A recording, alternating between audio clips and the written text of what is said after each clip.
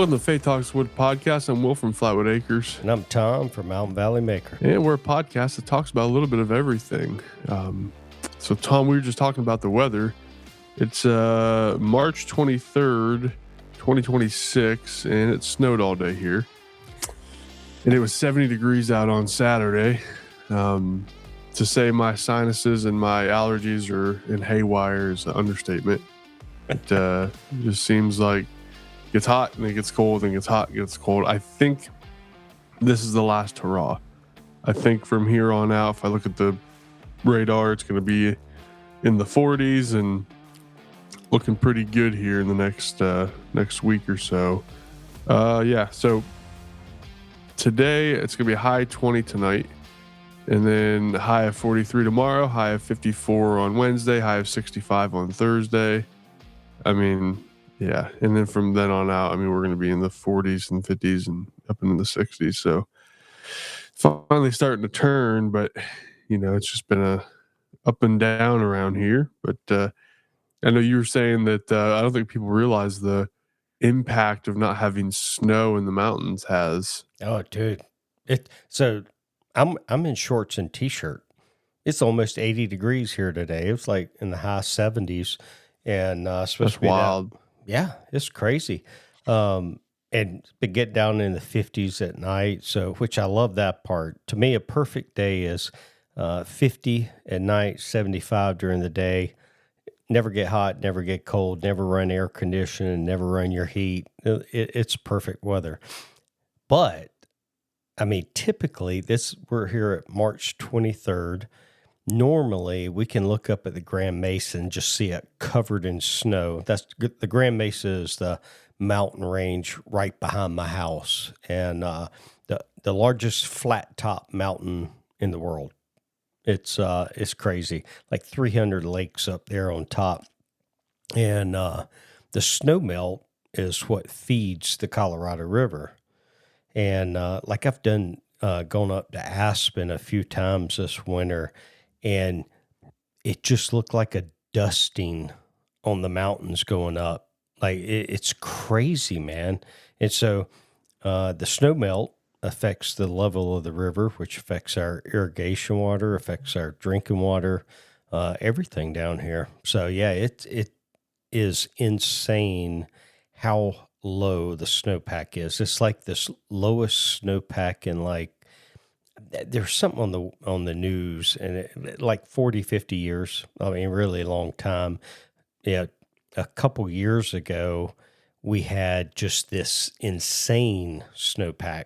Like it was like one of the highest in 20 years type thing. And now we're just the opposite. So, but I do believe the Lord provides, and we'll have drinking water all summer. But I guarantee you'll be hearing about fires in Colorado this summer.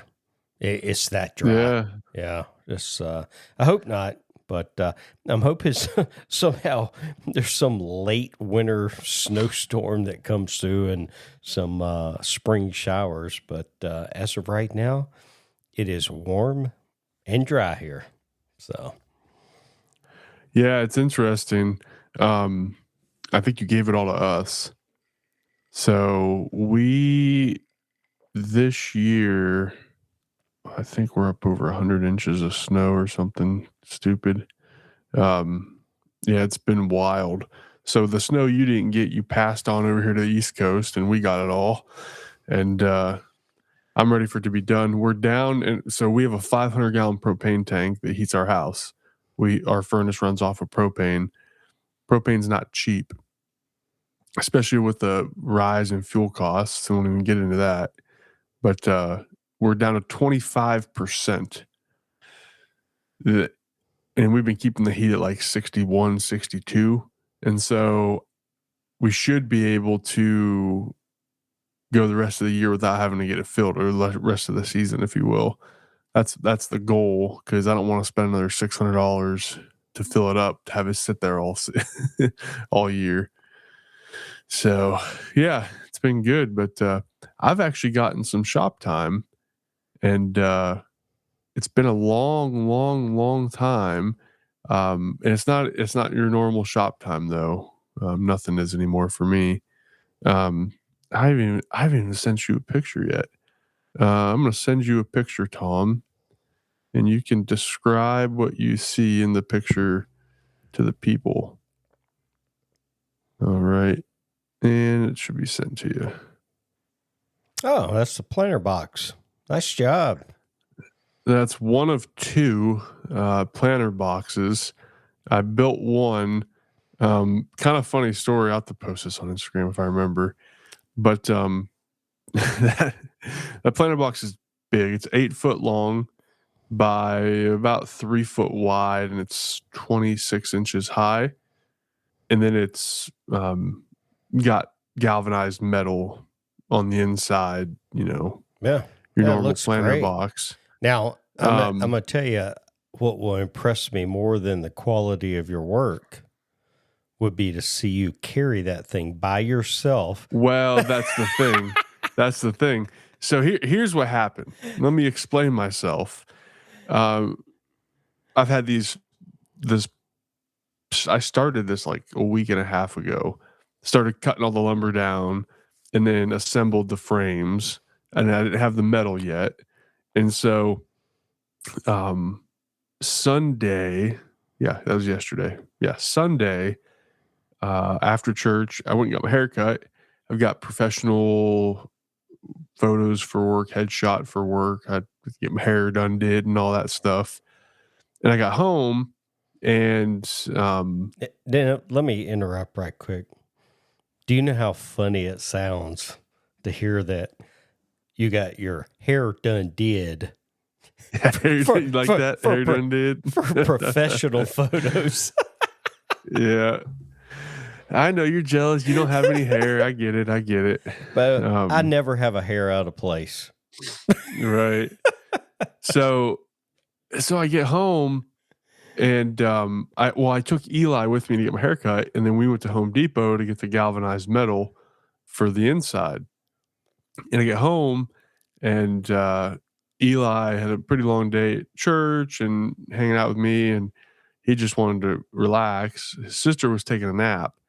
So I told my wife, I said, hey, I'm going to be out in the shop. I'm going to start getting the metal cut down and start attaching the metal to these. And so I go through, and this tin it's fairly thin, galvanized, corrugated metal. And so I just used tin snips to cut it. Now I had to take 6 inches off the length of it. And then I had to take like 3 inches off the width of it. And so taking the length off wasn't bad. It was only 2 foot, or actually it's 27 inch wide pieces. And so you just snip across it. But cutting down the full 8 foot sheet, I've got blister on my hand from using just tin snips. Oh, dude. Yeah. I don't have the tool, like the nipper tool or anything like that. Yeah. I just did it by hand. So my hand's sore. I got a blister on my finger. But anyways, I got all the metal put on all the pieces. So I'm making 2 of these boxes. So there's 4 sides for each box. And so I got everything cut down, and I got all the metal attached to it. And then I went inside and ate dinner, and got done with dinner, and the kids wanted to watch a movie. And I told my wife, I said, hey, put a movie on for them. I'm going to go out to the shop just for a few more minutes. And so I got a wild hair, and I put the whole thing together, not thinking about the reality that I'm going to have to move that thing. So now here's the other part too. It's not even done yet. The picture I sent you, that's where it's at right now. I'm going to be building a 2x4 frame ledge around the top of it, because that metal is sharp and it's close enough to the top. And so I'm going to be building a frame around it. And then I told my wife, I said, my wife's pretty strong. She was a nurse, flipping people over in bed and stuff like that. And I said, hey, I'm going to need your help to get this down. I'll bring the tractor right up to the garage door, and we'll just put it on the forks, and I'll, carry it out of here. But yeah, so I got one done, or almost done. I got to do the frame on the top. That won't take long at all. And then I'll do the second one. The metal's already on. I just have to assemble it. And in the middle, which you couldn't see from the picture, in the middle, there's a brace in the middle because those tend to want to bow out on those long ends or long sides. And so, yeah. So I did some shop time using tin snips and so impact, and yeah, felt good. That's Felt good. awesome. Very Yeah. cool. So Ironically, I'm getting ready to build an outdoor project for my wife. I'm going to build a greenhouse. And so, yeah. And just a small one. yeah, nothing huge. Probably like a 10 by 20 or something like that. Maybe 12 by 16, something, big enough for her. But yeah, that's coming. I did not do anything in the shop this weekend. I did 4 bus wraps this weekend. And on the tail, I had to do removals and installs.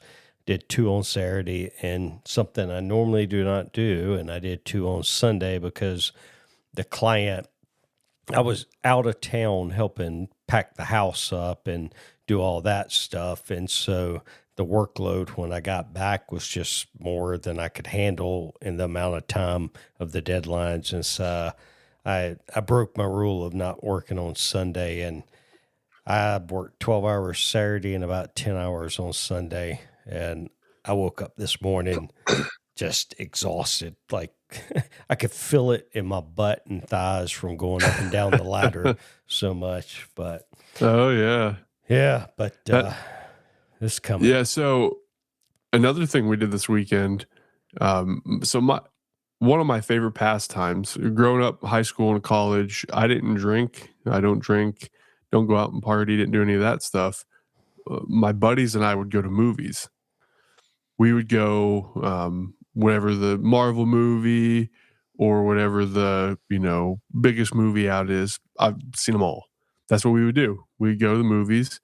We wouldn't be at bars drinking. We'd just do that.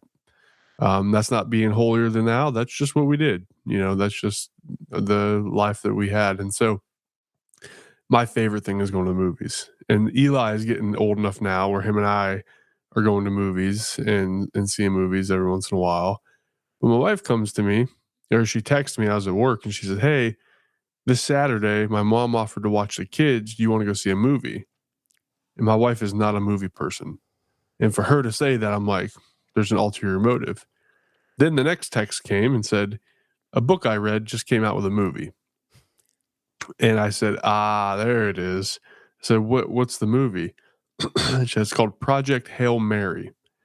And I said, well, let me look up the trailer. Look, whatever. It was a space movie, guy goes in space and stuff, and kind of sci-fi, science-y.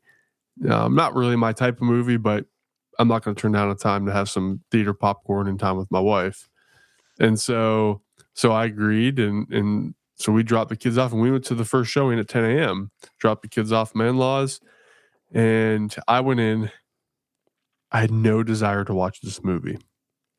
And the movie starts, and I'm kind of dredging it. It was one of the best movies I've seen in my life. It's probably top 5 movies I've ever seen. It was phenomenal.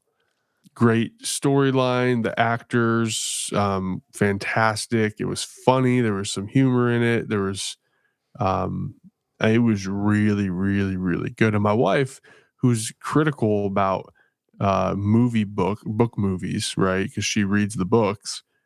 She said it was really, really good as well, and that it was really well done. So anybody out there looking for something to do, Project Hail Mary is really good, and it's worth seeing in theaters because it's kind of a space, they're out in space kind of thing. So it just gives it. So Tom, I don't know if you and your wife do date nights, go to movies, but I highly recommend going to see that. It's different, but there's some really funny, sarcastic humor in it. And it's really, really good. So we did that Sunday, and then per any date night, we went grocery shopping. afterwards, and got all that stuff, and then went back and spent some time at my in-laws for a while, and then went back home, and we finally planted the trees that I told you that we bought. So we planted 2 Honeycrisp apple trees, a Macintosh apple tree, and a peach tree. Something Haven, Red Haven peach, I think it's called. I think that's what it is. So I planted. I was very intentional. I planted the peach the furthest out, so it got the most sun. Because I knew I was texting you about it, and you said you want to make sure that the peach gets as much sun. So we'll see. See how they do. The peach tree was pretty big. It was an easy 10 or 12 foot tall. Oh, wow.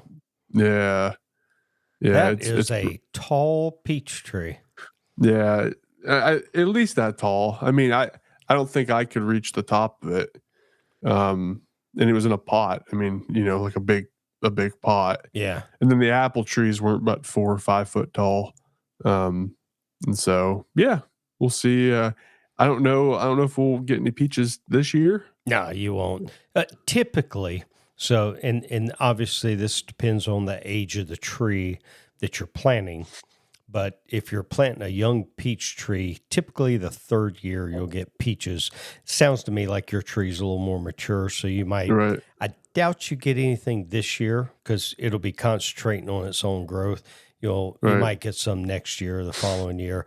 Pear and apple trees typically take 8 to 10 years to produce fruit. Yeah. So depending upon the size of the tree, apricots and peaches are some of the fastest. Typically on year 3, you'll get them. And then cherry trees and stuff are usually in that 5-year range. But yeah, that's awesome though. I tell you, fruit trees are both rewarding and frustrating. So, because you got to prune them. And if you Right. don't prune them, they're a nightmare. And so they're a lot of work, but then, and then obviously insects and pests and all. But when you get to go pick a piece of fruit off your own tree, it's very Yep. rewarding. So it's kind of like honeybees. It's a pain in the butt all the way up until you harvest the honey. That's the same with now you're from down south and you live over there. A big thing where we live is maple syrup. Huge maple syrup. Yeah. Everybody's, you drive alongside the road right now and you see buckets or you'll see pipes tubing in trees everywhere. I love maple syrup. And so I dated a girl in college. Her family was big into maple syrup. And the interesting thing about maple syrup is there's a lot of work because you have to go tap the trees, you hang the buckets, or if you're doing tubing, which is a lot more expensive, but you hang all these buckets. And then typically what you want cold nights and warm sunny days. The tree thaws out, sap runs, and on ideal conditions like this time of the year, you'll be running sap every day, and your buckets, they're 3-gallon buckets, will be overflowing every fill or every day, and so you have to have a truck with a big couple 100-gallon tank in the back of it. To where you go, you grab your buckets, you dump them into there, and it's a whole thing. But the fun thing is maple, when you're doing syrup, it's not instantaneously gratifying, but you take that sap, you can go back to the boiler, big evaporator, and you can start boiling right away. And you get that thing stoked up and you get it hot. And, within an hour or so time, you're pouring syrup. Wow. And so, but it's a fun thing. You have, your shed or your garage that has the evaporator in there, and you cook eggs in the sap and stuff. It's a really cool experience, but it's huge up here.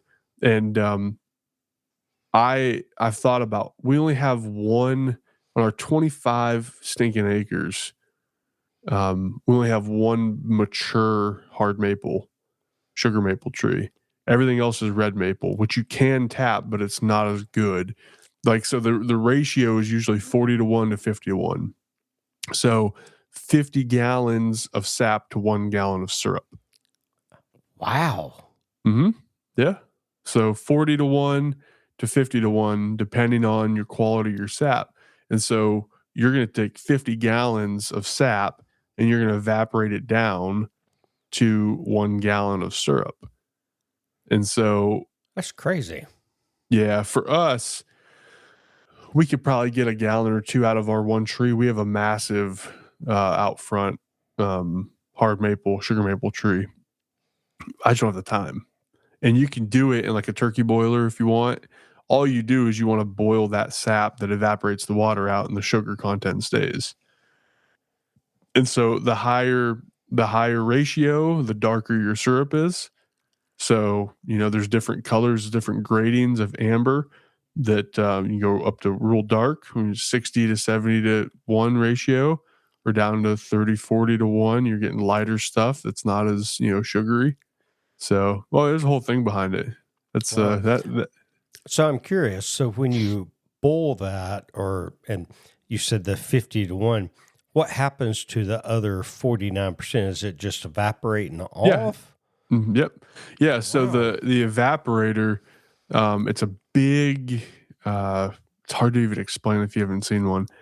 It's this big system. You usually stoke it with fire. You usually have fire, or like a wood stove, and then there's a big basin, and there's flutes in there, and those flutes heat up and get the sap really, really hot, and the whole thing is it steams off. And so you steam off all of the water to keep your sugar content, all of your sugar. And then that, when it gets to the end, so it goes through a series of flutes. And by the time it gets to the end, you've got yourself syrup. And then you've got a ball valve, and you keep jars and you fill up, and they're all different. I mean, there's some homemade jobbers that people make evaporators. You've got companies that make them, full stainless steel, gorgeous pieces of art.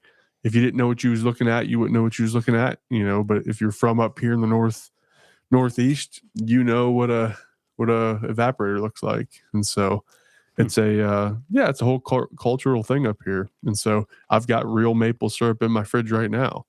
We had a men's breakfast at church. Guess what? We had real maple syrup. There's no Aunt Jemima. Yeah. Well, we buy the real stuff, but it's expensive to buy it. And now that makes sense why it is. Well, it's expensive to buy it here too. You're talking, the last time I bought syrup. We pay like $12 a quart. Yeah, that sounds about right. Yeah, it'll be 10 to 12, depending upon the time of year. Yeah, about $50 a gallon. Yeah. Yeah. So. Yep. So, but you look at it this way, the work that goes into it, and it's all 100% natural, right? You're not getting the preservatives. You're not getting the added corn syrup and all that kind of stuff. It's the same thing as honey, Oh, yeah. Same thing. Take the hot, go out there, bring it back. We spin it all out. It takes out of the honeycomb. It takes a long time and that's the end of the process. And so that's why real honey costs so much more than this fake honey, I call it, that you get at Walmart or whatever. But yeah, the best thing you do, one of the things that we'll do is we'll make like breakfast sandwiches, like sausage, egg, cheese sandwiches with like English muffin. And what you do is you cook your sausage with some maple syrup. Oh, and you get that pan caramelized, and you cook your sausage in it, and then you cook your egg and all that. So you got the sausage, a little bit of sausage grease with the maple syrup, and you crack your egg in there and fry your egg up in there. Oh, dude, Let I'm me tell getting you what. hungry right now. Mm. So, Now I'm gonna tell you. yeah, you ever come up this way? I'll get you some. Oh, I'm going Let you to. taste some real good maple syrup. If if I can make it work, my goal is to come up there this fall on my way to Maker Camp. Maker Camp. I want to go this Yeah. year, so that's my goal. Don't know if I can make it happen or not with everything else, but that's my dream. But yeah, speaking of Yeah. eggs, still to this day, the best eggs I've ever had are from my grandma, because my grandma had, who knows how old that iron skillet was, and she would, put bacon in there, cook the bacon, and then cook the eggs and the bacon grease in that old seasoned skillet. Oh, Man, yeah. clog your arteries up on the spot, but man, it was good. Oh man. Absolutely. Absolutely. But yeah, so maple syrup, that's the thing up here. It's huge. It's everywhere. You think of Canadians, but Pennsylvania, I mean, it's all over the place. And the interesting thing too, so talking to a bunch of woodworkers listening, um, tapping a tree, which is where you drill a hole in it and you put what's called a tap, and that's what the bucket hangs on and the sap comes out of, is actually really, really healthy for the tree. Draining sap out of a tree is really healthy for it. Most trees, big hard maples you see around here that are just like grand and gorgeous and look like they're just like strong as an ox, it's probably because they've been tapped every year. And so it's not only is it good for us to get that sap and make the, syrup, but it's actually good for the trees. When you're tapping a tree, and you don't want to over tap a tree, but you put 3 or 4 taps on one tree, a decent sized tree, one kind of on every side, and you'll fill all 4 of them buckets up in the peak season, which is right now, to Wow. where it's cold at night, warm during the day, tree freezes, thaws during the day, the sap runs, and so yeah, it's a whole thing. Huh. That's cool. Yeah, the more you know, the more you know. So, all right, well, before we get in, I just want to say thank you to the Patreon supporters. You guys are awesome. I appreciate everybody that supports us over there on patreon.com. And yeah, if you want to support us on Patreon, you can do so at patreon.com/Faith Talks Wood. Now, Tom, I'll be honest with you, been busy. I hadn't had much time to prepare. That's why I didn't text you. Usually, Tom and I will text each other the verses or the topic that we're going to talk about so we can kind of prepare. But I got something here. 1 Corinthians chapter 9. And we're going to be at the end, verse 24 and 25. And I'm reading out of the ESV today. So 1 Corinthians 9, 24, 25. Talk about it. I'll break it down and then see what's on your thoughts on this. So 1 Corinthians 9, starting at 24. Do you not know that in a race all the runners run, but only one receives a prize? So run that you may obtain it. Every athlete exercises self-control in all things. They do it to receive a perishable wreath, but we an imperishable. And then 26. So I do not run aimlessly. I do not box as I'm beating air. But I discipline my body and keep it under control, lest after preaching to others, I myself should be disqualified. So it's an interesting thing here. Paul, if you want to do a really interesting study, do a Paul study on sports analogies. He actually uses them quite a bit, where he'll talk about running the race, boxing, that kind of thing. So as believers in Christ, we're not meant to live a passive life. We're meant to be intentional, disciplined, pursuing Christ with an eternal perspective. Right? We're not just aimlessly doing life. And we all know those people that like you feel like they don't have a purpose, that they're just like doing the same thing and they're just aimlessly living. As believers, we have a purpose. And the reality is that we're all running this race. No one's exempt from this. Um, the question isn't if you're running, it's how you're running. Some drift, some walk, right? Some jog, some sprint. God has placed us in the race and we belong here. So the question is, are you running aimlessly or on purpose? And then the reality is that we run to win. We run to obtain a goal. It's not about competing against others, but about a wholehearted devotion. That's something that I've learned about runners. I sprinted in high school. I have a guy that works for me that is a avid runner. I think he runs 10 miles a day, maybe. He's like goes home from work and he runs, and it's insane. But the thing that I found about runners is like, Tom, if you do a triathlon or you do a race, it's not as much about racing the other people as it is yourself, as a discipline, as a challenge to yourself. This idea of racing other people, we're all in this together. And we all have a place and a purpose and a way that we can help. And God honors us when we wholeheartedly pursue, right? It's not about perfection, it's about direction. Are you running the race? Or have you settled for I'm fine, it's good enough, everything's, fine. Where are you at with your walk with Christ? Um, and then it talks about every athlete exercises self-control in all things. To grow in Christ, it requires us to say no to our flesh and yes to the Spirit of God.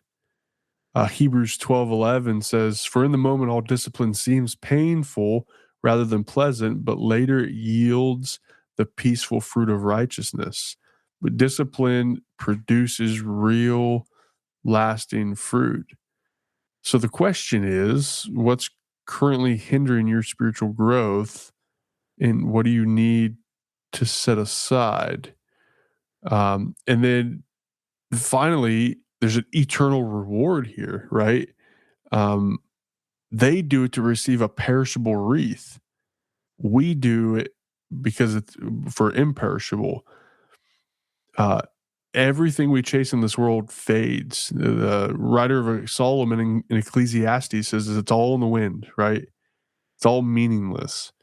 Uh, but Christ, what he offers us lasts forever. Eternal life, eternal security with him. 2 Timothy 4 says, "I fought the good fight, I've finished the race, I've kept the faith."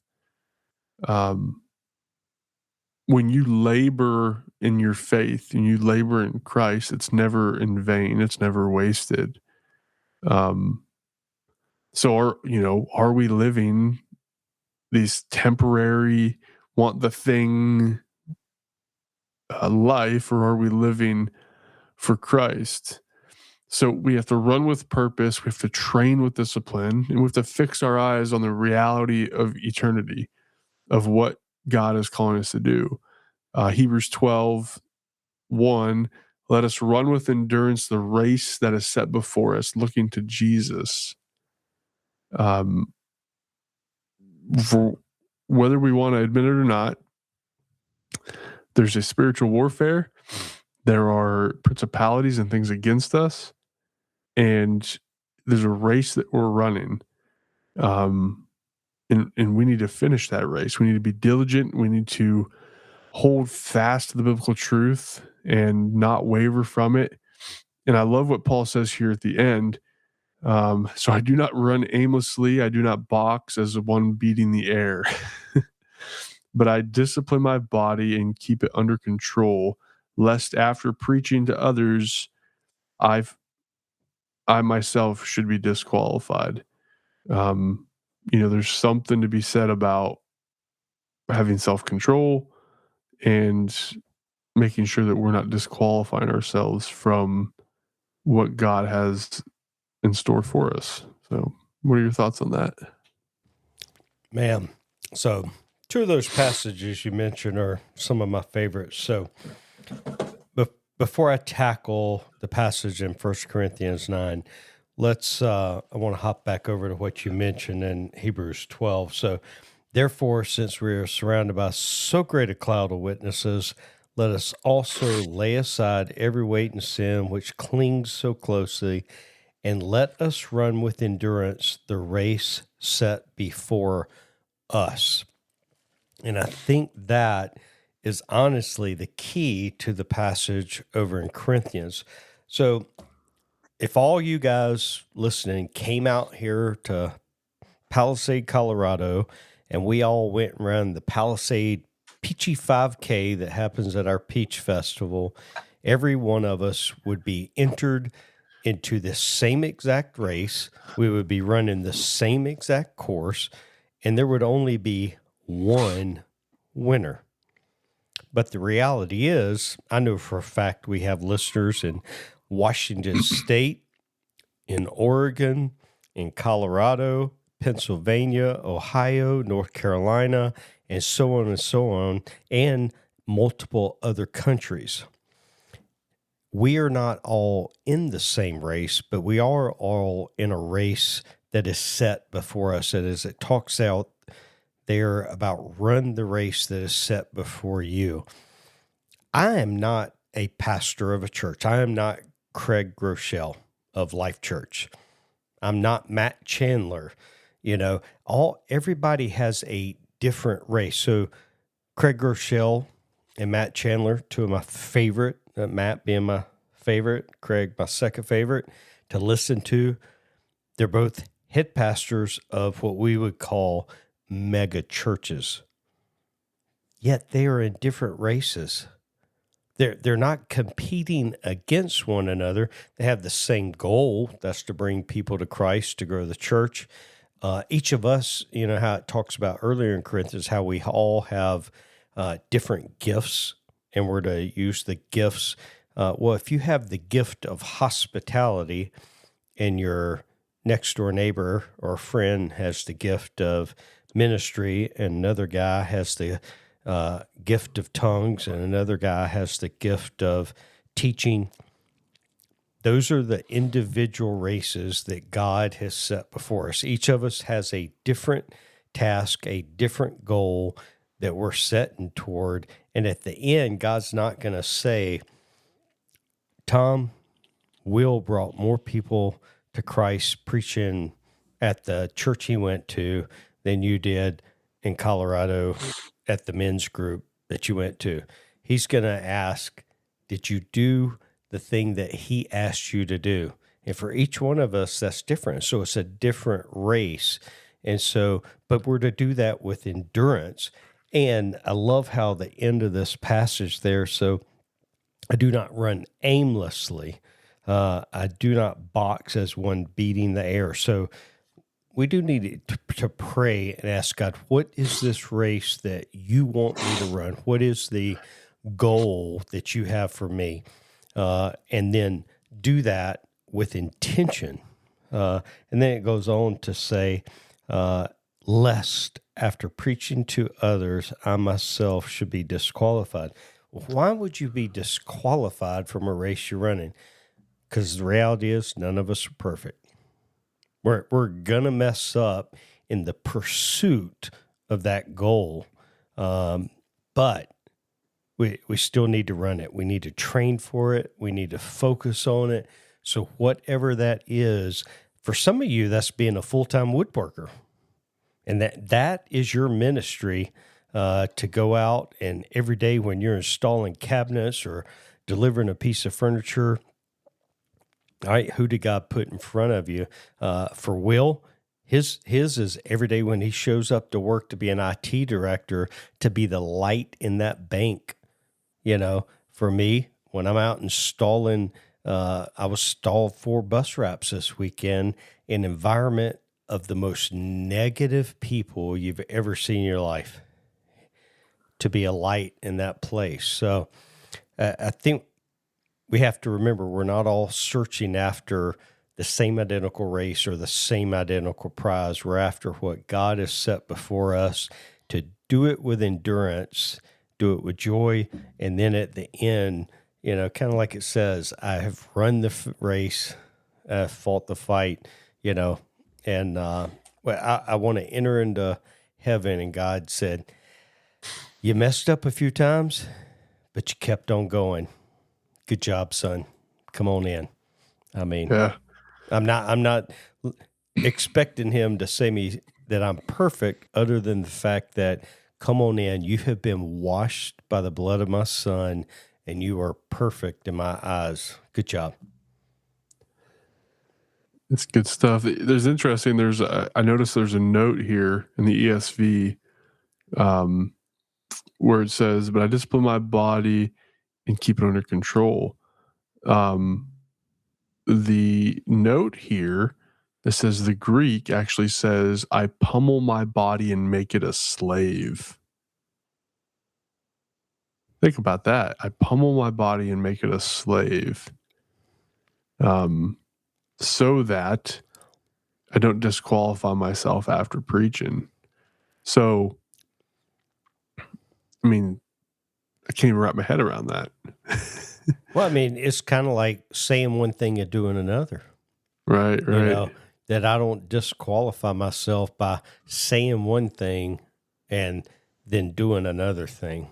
And it talks about not beating the air. You ever watch a really talented, I know you're a little younger, so you might not ever watch Sugar Ray or I've seen the videos. but like Mike Tyson, when he fought an opponent, he would sit there and kind of dance side side, but then boom, he would lay into it. But the training that those athletes go in to become that skilled and that disciplined, it's just the same. So what is the training we're going through?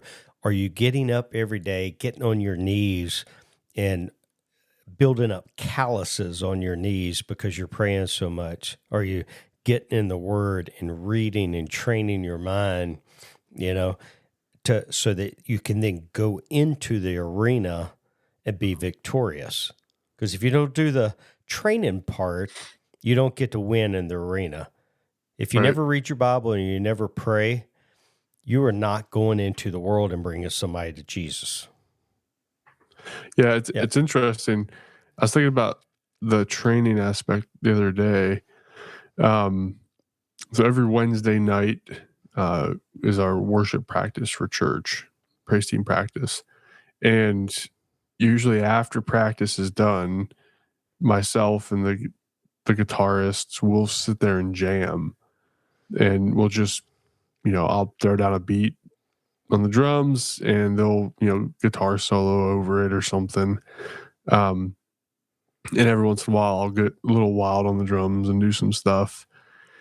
And the one sound guy, Matt, he said something to me about like, man, I love watching you play drums. Like you're really good. I said, man, I used to play all the time and I was twice as good as this because I was disciplined.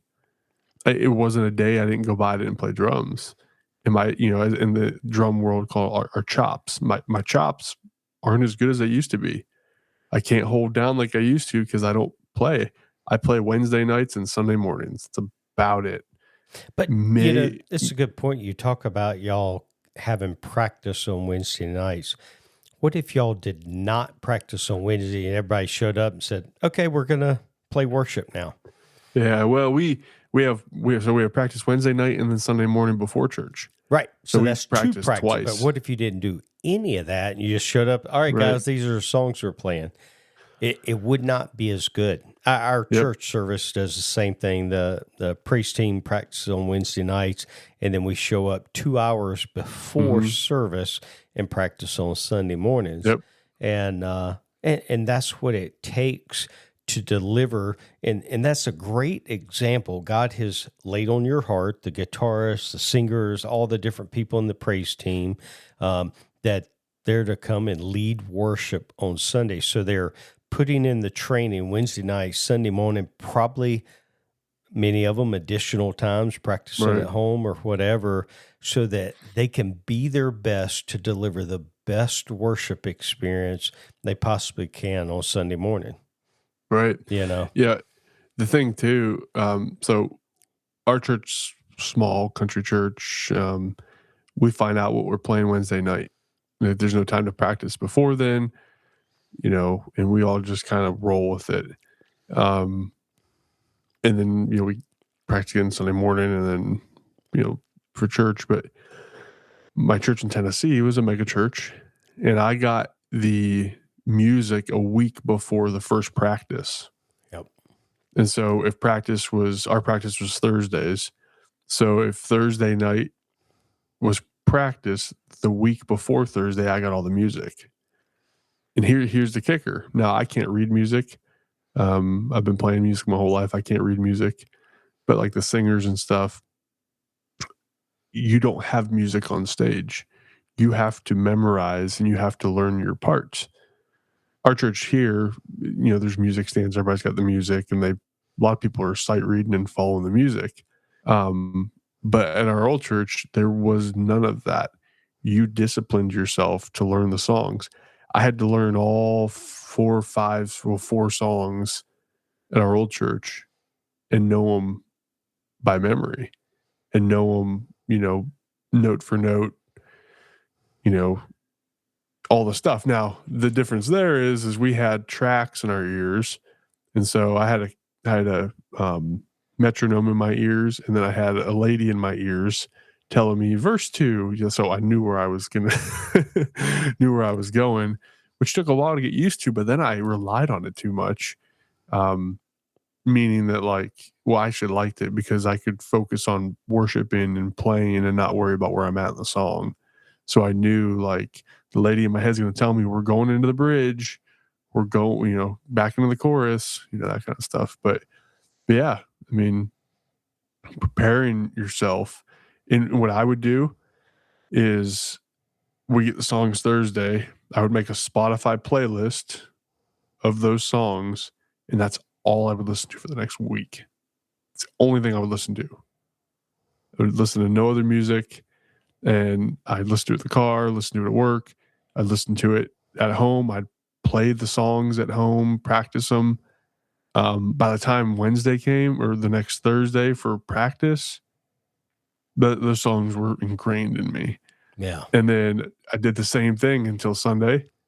And, and then we had 3 or 4 services. And so here we go, and so, but yeah, run the race set before you. And the things that we do, and that's the thing too, it's not about work salvation. I don't play drums to earn some sort of merit.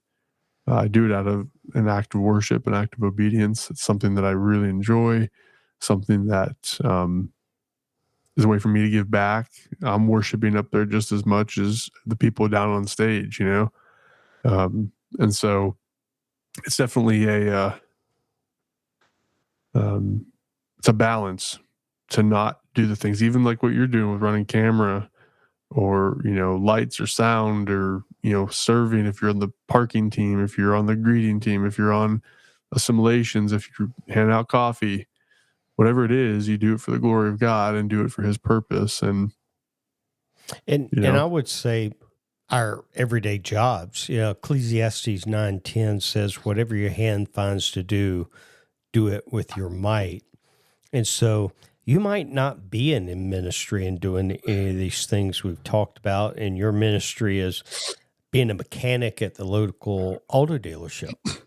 Well, being the best mechanic in that space with the best attitude that shows up on time being 5 minutes early, and the best work goes out, your work never gets recalled because you do to the best of your ability.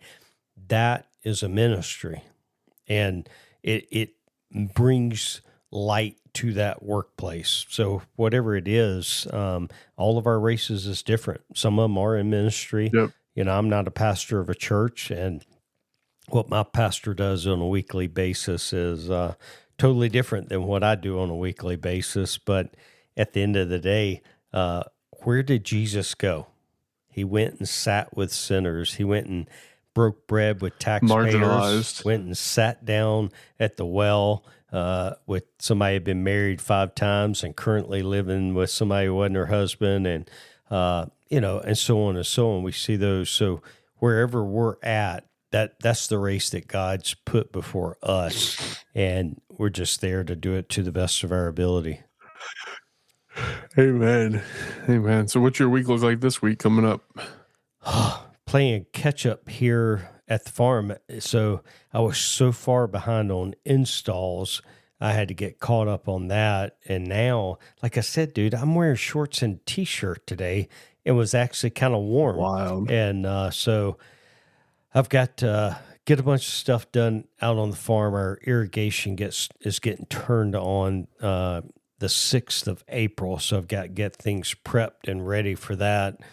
And then next week we have my wife is one of 4 daughters, and one of her sisters died, the one that lived in North Carolina.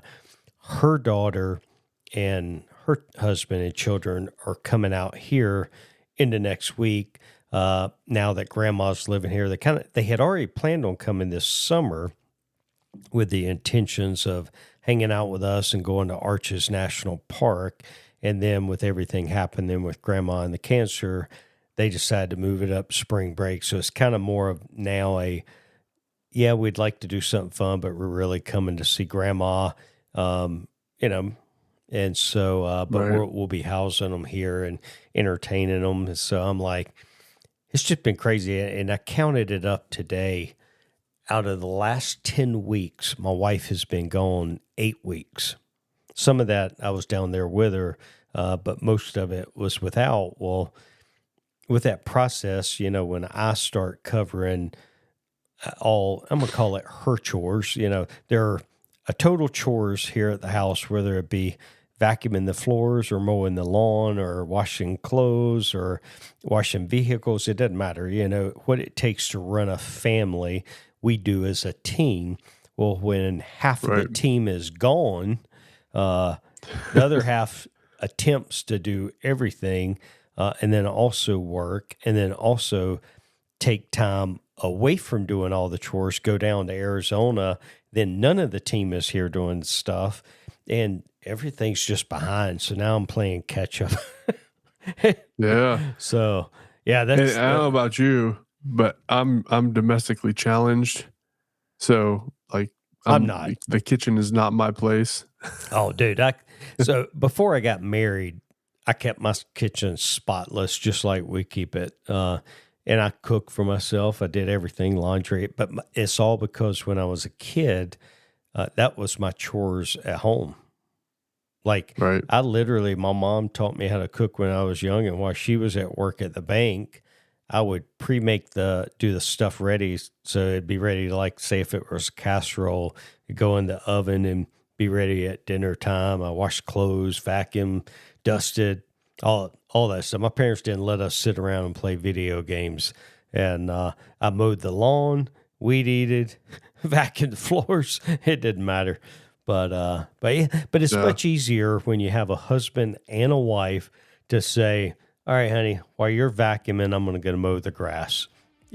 While you're Then you start giving the kids chores and exactly. But we only have one kid, and she's now in PT school studying from dusk to dawn. So, I'm spending a bloody fortune for her to go do that. So I don't want to ask her stop that in order to help over here. No, you go get your A so that you can graduate, and then you can take care of mom and daddy when we get old.